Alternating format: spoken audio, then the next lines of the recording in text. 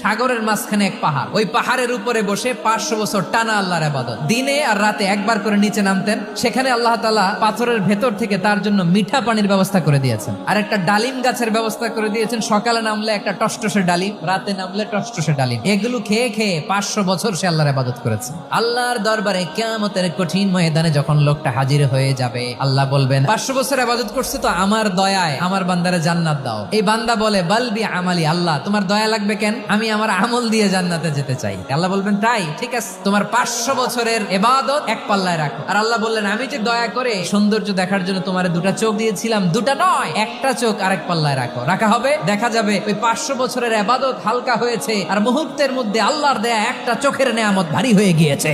ফলাফল দেখো, হিসাব বলে তুমি এখন জাহান্নামে যাবা, যাও এবার জাহান্নামে যাও। এবার লোকটা কাচুমাচু করে বলে আল্লাহ এবার আমি বুঝতে পেরেছি তোমার দয়া ছাড়া দুনিয়ায় কেউ জান্নাতে যেতে পারবে না।